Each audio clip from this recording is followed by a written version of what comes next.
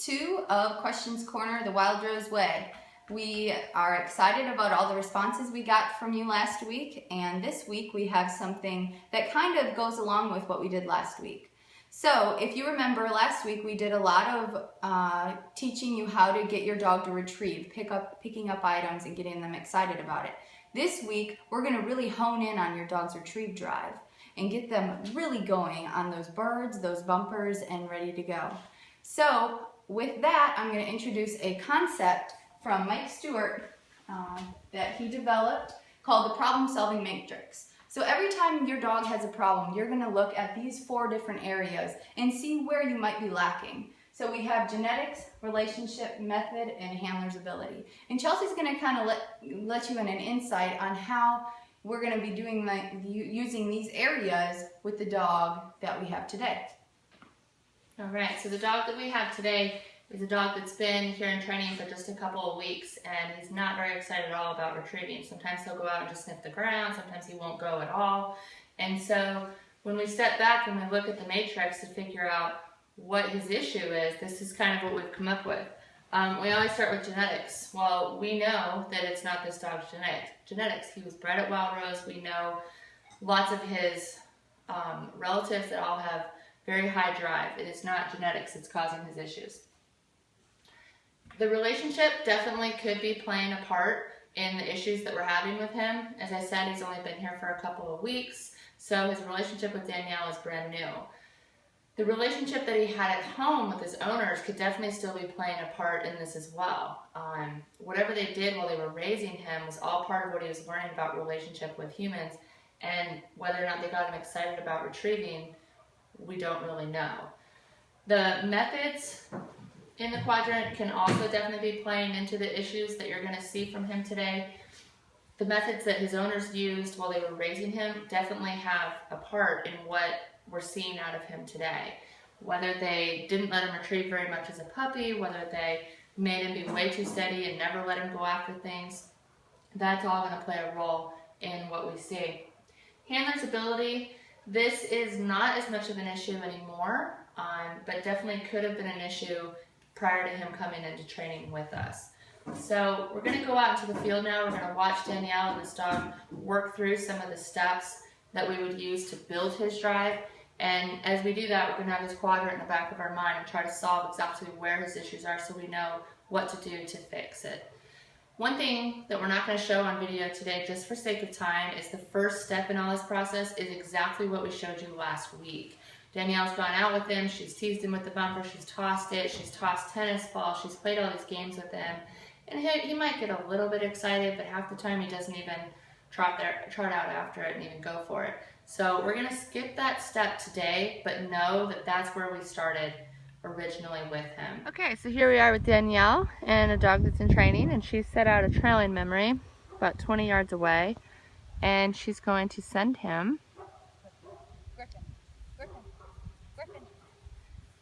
with not a lot of enthusiasm on his part.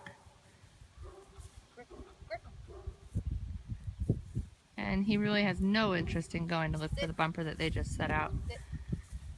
So that's okay. Notice she doesn't get frustrated, she doesn't get angry. She's just going to go get the bumper herself.